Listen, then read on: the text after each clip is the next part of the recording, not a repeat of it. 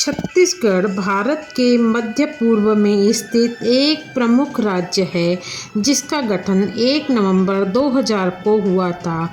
आज 2026 में छत्तीसगढ़ ने अपनी काफ़ी प्रगति की है, निरंतर विकास की तरफ यह बढ़ रहा है। छत्तीसगढ़ की राजधानी रायपुर है और यह अपनी समृद्ध संस्कृति, घने जंगलों और खनिज संपदा के लिए जाना जाता है।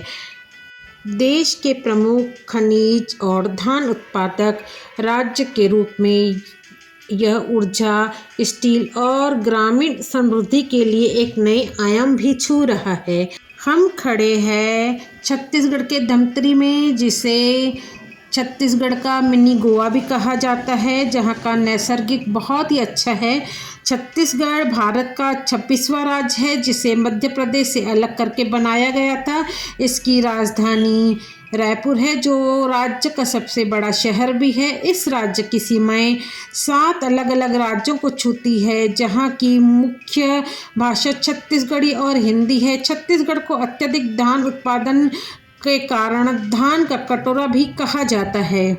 हम खड़े हैं छत्तीसगढ़ के धमतरी शहर में, जहां पे जिला कृषि, सिंचाई और उद्योग के क्षेत्र में तेजी से आगे बढ़ रहा है। रायपुर से लगभग 65 किलोमीटर की दूरी पर स्थित है यह, जिसका गंगरेल बांध और कई राइस मिलों के कारण प्रमुख व्यापारिक केंद्र बना हुआ है। और यहाँ पे लगातार सड़कों का निर्माण हो रहा है, रेलवे ट्रैक बन रहे हैं। आप देख रहे हैं रेलवे ट्रैक बन रहा है। रायपुर से धमतरी के बीच लगभग 554 करोड़ की लागत से बड़ी रेल लाइन निर्माण और आधुनिकीकरण का कार्य बड़ी तेजी से अंतिम चरण में है। अधिकारियों का कहना है कि अगले 2 महीने में इसका ओपनिंग हो जाएगा। इस परियोजना में धमतरी, कुरूद और अभनपुर मुख्य रेलवे स्टेशन होंगे। साथ ही माल परिवहन के लिए एक आधुनिक गुड्स टर्मिनल का भी निर्माण शामिल है इसमें। हालांकि 15 अगस्त को इसका ओपनिंग होने वाला था, किंतु अभी तक के इसका निर्माण कार्य पूरा नहीं हुआ है और अधिकारी बताते हैं कि और अगले 2 महीनों तक इसकी ओपनिंग की कोई संभावना नहीं है। कार्य बड़ी धीमी गति से चल रहा है और 2 महीने लग सकते हैं।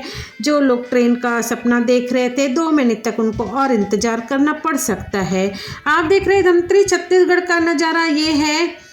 धमतरी छत्तीसगढ़ के रोड, जहाँ ट्रेनें बन रही है वहाँ रोड भी डिवाइडर हो रहे हैं, क्योंकि यहाँ पर बड़ी छोटी छोटी सड़कें हैं और ये एक हाईवे रोड है और हाईवे रोड के बीच में डिवाइडर बनाए जा रहे हैं। जहाँ धमतरी के विकास के लिए इतना सारा पैसा मिला है, तो धमतरी में ऐसा नहीं है कि डिवाइडर मीडियन नहीं थे, लेकिन उनका नूतनीकरण करके बीच में जालियाँ बिठाई जा रही है और सब जगह एक जैसा जालियां बिछाई गई है। लेकिन आप देख रहे हैं धमतरी छत्तीसगढ़ का ये पुराना बस स्टैंड का नज़ारा है, जहां पे डिवाइडर को स्पेस छोड़ा गया है।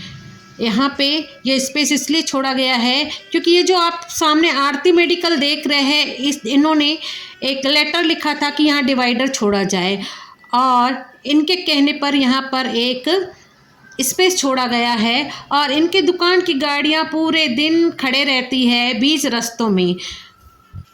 ये एक हाईवे रोड है और अक्सर यहाँ पे एक्सीडेंट होते हैं और इनके कहने पर इन डिवाइडर को छोड़ा गया है। इस एक व्यापारी के कारण धमतरी छत्तीसगढ़ की गति रुकी है। अधिकारियों का कहना है कि जैसे ही कार्य का निर्माण चालू हुआ, इन डिवाइडरों पर जाली लगना शुरू हुआ, तो ये आरती मेडिकल के लक्ष्मण लालवानी है बड़ी चिंता में पड़ गए और इन्होंने कई दिन पहले से ही इन्होंने एप्लीकेशन लिखा और बताया जाता है कि कुछ उन्होंने पंजाबियों का भी सहारा लिया और पंजाबियों का कहना है कि जो शव लेके जाते हैं उनको इस बीच से लेके जाया जाएगा। हालांकि अगर गोल गाड़ी घूम के भी जाएगी तो आधे मीटर का भी डिस्टेंस नहीं पड़ेगा। तो ये तो एक अलग मुद्दा है कि ये देखिए कैसे एक हाईवे रोड है और ये डिवाइडर से पास हो रहा है आदमी। तो मतलब ही नहीं बनता है, अगर कुछ व्यापारियों के फायदे के लिए इस तरह की बीच बीच से गैप छोड़ी जाए तो फिर जालियां बनाने का मतलब ही क्या बनता है। धमतरी व्यापारियों का कब्जा, सौंदर्यीकरण, सड़क निर्माण के कार्यों पर भी अगर इस तरह के निजी व्यवसायिकों का कब्जा होने लगे तो फिर क्या ही कहना। ये एक आरती मेडिकल वाले लक्ष्मण लालवानी है जिन्होंने महानगर पालिका के कुछ ठेकेदार से मिलके यहाँ पे स्पेस छुड़वाया है अपनी दुकान के फायदे के लिए। हालांकि भारत में सड़कों का निर्माण सरकार की अलग अलग एजेंसियों और विभागों द्वारा होता है। सड़क के प्रकार के आधार पर केंद्र सरकार, राज्य सरकार, स्थानीय निकाय या निजी ठेकेदार भी मिलकर सड़कों का बनाते हैं।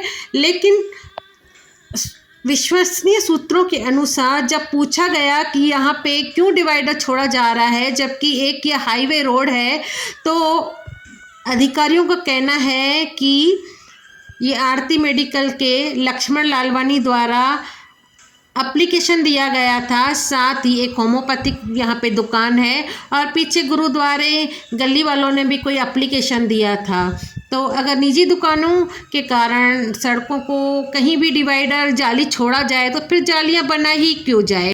पूछने पर यह भी बताया गया कि किसी बड़े राजनीतिक पार्टी के फ़ोन आने पर इस डिवाइडर को अनायास ही यहाँ से छोड़ा गया है, जो एक हाईवे रोड है और यहाँ हरदम एक्सीडेंट होते हैं। और वहीं पे डिवाइडर को सिर्फ एक आरती मेडिकल और कुछ 2-4 दुकानों के कारण छोड़ा गया है ताकि उनकी ग्राहकी बनी रहे।